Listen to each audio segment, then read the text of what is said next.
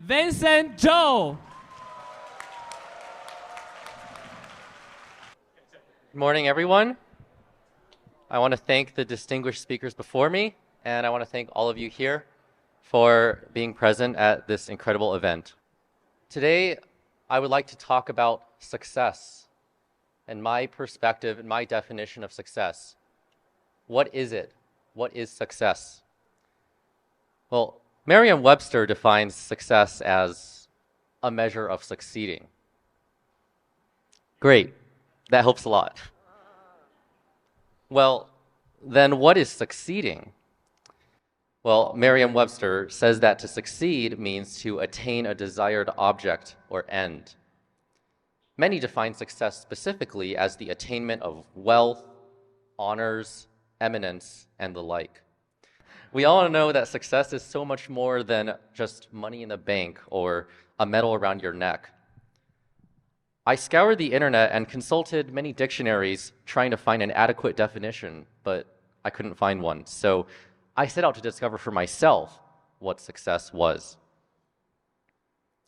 My early attempts were questionable. I stacked boxes on top of chairs, on top of tables to reach the top of the bookshelf where my parents kept my Legos. I also wore a homemade name tag to the YMCA, and I tried to quantify my fame based on how many people looked at the name tag. My later attempts involved the Olympics. Yet, after each of these things, I found that I was still searching.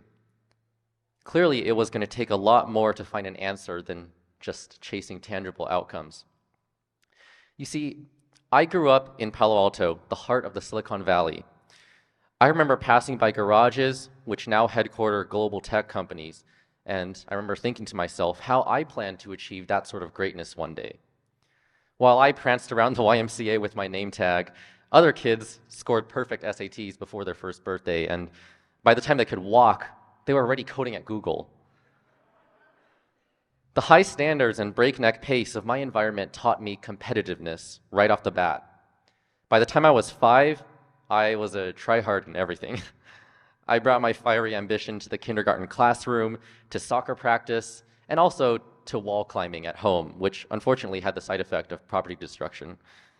But to remedy this and discourage me from flying around the house, my parents put me into sports to make me tired so I could fall asleep and dream of flying instead.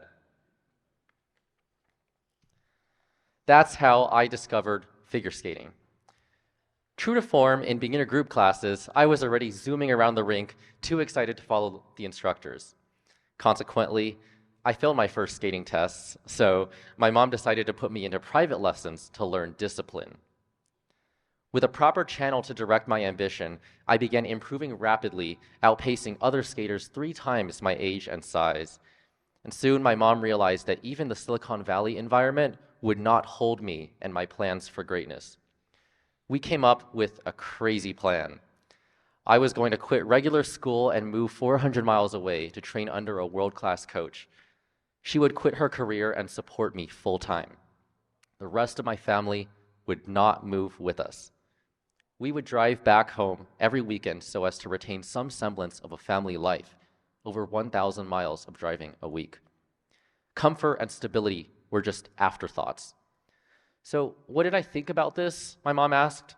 About sacrificing education, friends, our family life, her career, basically our entire livelihoods for some impossible Olympic dream when I hadn't even accomplished anything yet that would suggest I was remotely capable of achieving such things?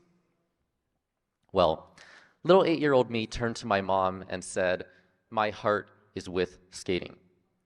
And that line has made all the difference in the world. And so I packed my bags and disappeared into the sunset, never looking back. This path I chose to walk was a maelstrom of glory and pain and everything in between. At age 10, I won my first of 3 consecutive national titles. However, being good was not good enough. I wanted more. And so determined to fulfill my potential, I confidently pushed my limits. But I soon learned the hard way that there are some things you can only learn the hard way. My intense training resulted in a major injury that I underwent surgery for, at age 12. This left me bedridden for months, but even worse, it brought my budding career to a screeching halt. The crippling depression that followed took me out of competition for 2 years and changed me as a person for good.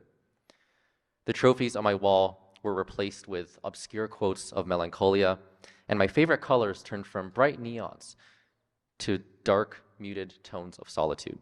By 13, I knew what it was to have the sun rise and set on my lone, unmoving figure day after day, slowly being consumed by the dark void of hopelessness. Although my injury healed, my mental health did not. Skating, which once was the source of my joy and passion, had transformed into the source of my pain. Distraught and disillusioned, I quit. I returned home to try reintegrating myself into regular school life, but I felt so out of place. For months, I languished in empty-handed soul-searching, waiting for time to heal my wounds, which eventually it did. My animosity towards skating slowly faded into a numb, aching acceptance. And one summer afternoon, a friend invited me to skate with them on an empty public session with nobody watching. I said, why not? And so I went in with no expectations. An hour later, I was trying triples like I had never left. In doing so, I began to tear down the walls of inhibition between myself and skating that this ordeal had erected. With a single step forward in the face of uncertainty, an entire realm of opportunities opened up in front of me. This is a lesson that I learned early on that has repeatedly made itself evident to this day. This catalyzed another period of meteoric growth, like a smothered flame brought back to life by a serendipitous wind that seemed to have my name written all over it. I moved all over the country searching for a fresh start and eventually found my way to Colorado Springs. Over the next few years, I poured everything I had into my craft, trying to make up for the time that I had lost. I distinctly remember one night at the Olympic Training Center. I'd gone there to work out after a long day of on-ice training. Over the course of my workout, other athletes came, completed their routine, and left. And finally, the front desk receptionist closed down for the day. But she forgot one thing. She forgot about me upstairs. So there I was, sweat pouring down my face as I threw myself at my reps with a passion so intense one might mistake it for insanity. The lights were turned off and the sun went down, and I just kept going in the dark, not even caring. The singular thought in my head was that this next repetition could be the difference between me making the Olympic team or not. That insanity paid off. In 2018, at age 17, I made my first Olympic team. A year later, I won my first world medal. And yet, I still wasn't satisfied. Joining the most elite group of skaters in the world was proof to myself that this was the path I was meant to walk, which only strengthened my resolve for the 2022 Olympics. So, as the 2022 season rolled around, everything was going right. I was in the best shape of my life, winning major competitions against the best skaters in the world. There was a tangible buzz around me as a serious threat for the Olympic podium. Champion, even. It felt like my ultimate dream was on the verge of realization. I qualified for the Olympic team convincingly and was off to Beijing. I could taste what I thought was success in the air. The night before my individual event, I was calmly preparing myself, visualizing the moment that would define my career, when the US Olympic Committee called me and said my COVID test that morning came back positive. I didn't even know how to react to that information. I just stiffly packed my suitcases and went off to the quarantine facility. You know when something so terrible happens that you just leave reality and your body starts moving on its own, separate from your mind, because you simply have no heuristic for how to deal with such a situation? That's what I experienced. After the initial shock, then denial set in. I felt an overwhelming cognitive dissonance where I knew I was supposed to be doing my final competition prep, but for some reason, I was standing in this isolation room, far from the Olympic Village. I had to keep snapping myself back to back to the reality in front of my eyes, because every time I closed them, it was to do my visualizations in my room in the Olympic Village. At some point, I tried to open my phone and film myself vocalizing my thoughts as a way to force myself to process. But I ended up sitting in front of the camera for over 2 hours because every time I tried to talk, only broken sounds came out. The next morning, I jerked awake a few minutes before my alarm would have been if I were competing. I instinctively snapped into full-on competition mode, adrenaline flowing, ready to go, ready to make my dreams a reality. And then I noticed that the bumps on the ceiling looked wrong, different from the ones in the Olympic Village. And then I remembered where I was. That moment was like thousands of knives tearing at my insides, wave after wave of pain just slamming into my chest. There was an outpouring of love and support from my family and friends, my team, and hundreds of thousands, millions of internet strangers. But at no fault of theirs, I still felt utterly alone. On the third day of my quarantine, the final results from what would have been my event came in. Those results basically confirmed that I could very well have medaled, and that was like the tsunami that rushes in after an earthquake. It nearly destroyed me. I tried to tell myself that this moment would not define me, and I should be proud of everything else I accomplished. But I couldn't find solace in any of those things because it felt like I had just lost my entire life's work in the blink of an eye. My coaches tried to refocus me towards what was next, the World Championships in 5 weeks, the final competition possibly of my career, my one and only chance at redemption. So I tried to prepare, but it was useless. The validation of my journey that I had felt only days prior was gone. And so, alone in my isolation room with nothing but my own thoughts for company, the days passed in a hazy blur of misery. When I finally tested negative and was released from that room a week later, I felt simultaneously empowered and also crushed. I was happy to breathe fresh air again, but happy? Who was I kidding? I had just lost the one thing I had given my whole life to. Any happiness felt undeserved and misplaced. I said hello to my teammates, hugged them, and smiled, but it was just a performance, and I was good at performing. I returned home with only 4 weeks until the World Championships. Before I even ate a proper meal, I was already back on the ice. I was broken and lost, and I just instinctively resorted to the only thing I knew how to do, which was to immerse myself in my work and lose my pain amidst the effort and physicality of training. But my body wouldn't function. It was like trying to run upright in a pool. The next morning, waking up in my own bed back home in Colorado made me realize that what happened in Beijing could not and would not ever change. I suddenly felt this overwhelming sense of loss, almost like the death of a loved one. But underneath that was something far more terrifying, a feeling that I recognized immediately.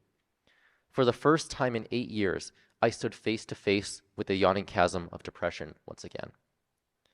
I felt a strong animalistic gut instinct telling me to fight back with everything I had. But my head was telling me, Vincent, you have nothing. My whole life had been a steep uphill battle already, and I had just slipped down to the bottom after standing one step from the summit. And this was going to be my hardest battle yet. I remember trying to approach my skates to go to the rink, but just the sight of my skates was so painful that I physically recoiled. I sat down in a corner somewhere and cried until my arms went numb and my vision went blurry. At some point, my mom sat down next to me and we cried together. She'd never done that, ever. She told me it was okay to withdraw from Worlds and that she would understand. My mom, the strongest woman I've ever known, who had unwaveringly drilled tenacity into me since I was a kid, whose word was law, told me it was okay to give up. And so this idea of withdrawing festered. Going to Worlds meant almost certain failure because I wouldn't have been able to train at all in the 6 weeks prior, and that failure would only make things worse, 10 times worse than they already were. On the other hand, if I didn't take that risk and I just withdrew, I knew that I would never sleep soundly again if I allowed myself to not even try in the most critical moment. I would have to live the rest of my life having left skating on the bitterest of notes without any closure. And obviously, this felt like a lose-lose situation. I had a sudden reality check when my mom started planning a vacation in Yosemite the week the competition was supposed to take place. I knew I would never find peace within myself if I willingly let a 1% chance of redemption slip through my fingers, even if the other 99% carried dire consequences. So as a result, I chose to compete, hanging on to nothing but a tenuous thread of hope. When I stepped on the plane to France, I all of a sudden realized I'd just done the hardest part, which was deciding to trust that tenuous thread of hope to hold my weight. I suddenly felt liberated.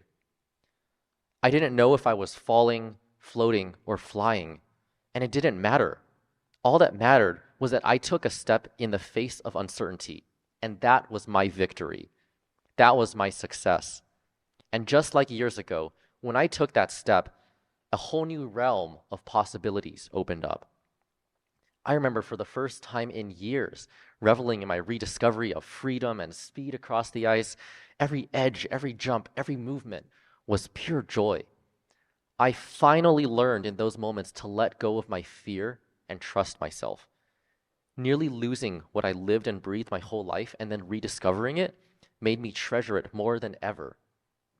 After some of the best practices of my career, I started to realize that I had a chance in this competition. It had seemed impossible only days prior, but now it was sitting there just beyond my fingertips, almost daring me to believe in it. And that's exactly what I did. I started to believe. Competition day came, and I had never felt so light before, so present. Some subconscious part of my brain was already so proud that I'd made it there. It made me feel like I'd already won. Riding on that high and feeding off the electric atmosphere in the arena, I skated my heart out. Because I was first in the final group, I had to wait for my competitors to skate after me one by one. After an hour of waiting that felt more like an eternity, the standings finally came up. And when I saw that I'd made the podium, I must have blacked out or something from the surge of emotions. The last 6 weeks just hit me all at once. And on top of it all was this surreal materialization of my dreams that I thought I had just lost for good.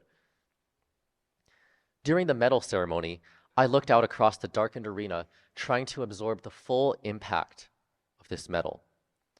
More than just a surface achievement, it carried the weight of every single success and failure, both large and small, over the years. Images replayed in my head of that fiery little kid who stopped at nothing to be the best. I saw all the long car rides into unknown sunsets, all the broken down skates piled up in a corner of my garage, all the dried tears on forgotten pages of a diary. In the years of unbridled passion I poured into this sport, I'd always felt so alone, so consumed by the solitude of reaching for the stars. But then I thought of my dad and my mom somewhere in the audience, and I knew that I had never been alone. I remembered how together we dove straight into uncharted waters with nothing but a dream and my love for skating. People typically think of love as a blissful thing, nurturing and freeing. But it's not always like that. My love for skating was a white-hot bolt of resolute ferocity, full of pain, sacrifice, and hardship. But all of those things drove me to stay the course. And that absolute commitment to what I loved was what ended up defining my greatest successes. Oh, that word again, success. Okay, well, so let's revisit the question. What is success?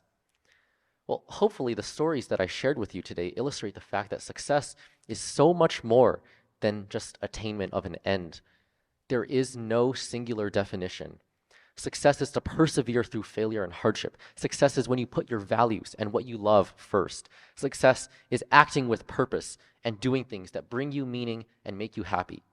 Yes, that's right. Success is doing what makes you happy. When you get out of bed in the morning, ask yourself, why am I doing this? The only way you'll find success is if your answer is that you love what you do, you're passionate about it, or it brings you fulfillment. Otherwise, any success you achieve will just feel empty. A big part of success lies in proactively identifying and benchmarking it. When you engage in realistic and mindful goal setting every day, every week, month, and year, success then is no longer just about big achievements that sound good on paper. Instead, it becomes something that happens every day. It's a habit, a way of thinking, a way of living. And that's a tangible lesson we can carry with us all in the pursuit of sports, education, career, and beyond. It's a lesson that I'm still learning myself. I spent many years trying to define success in terms of medals and titles, but that was always going to be a losing game. Now, I've retooled my pursuit of success to encompass what makes me feel alive, what speaks to me and engages my core values, and what I love. That is what truly matters in life for each and every one of us. Thank you.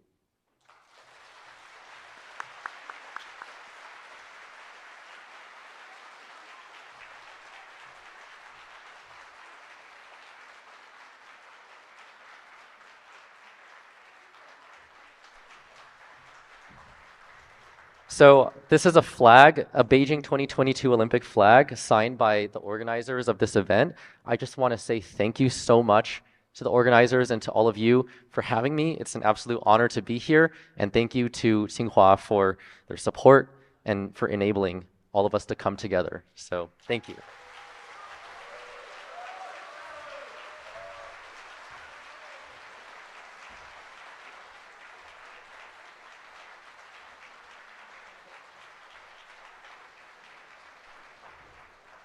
I think Vincent is an embodiment of Wen Xidong. Do you agree? And Vincent's mother is right among us. Can you show us? Yes, please come up to the stage, Mom. Thank you for please setting such a high example and such a high bar for all of the first generation. Please welcome 计算机系86级师姐。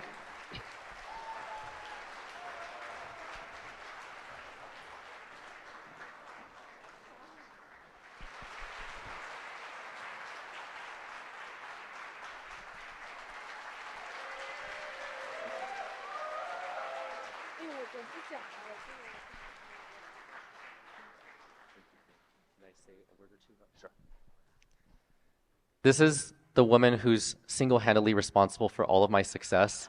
So I just want to say thank you. Thank you so much to my mom, my dad, my parents, all of my supporters, everyone who has been a part of my journey. It's been incredible. And now I want to pay it forward to all of you guys.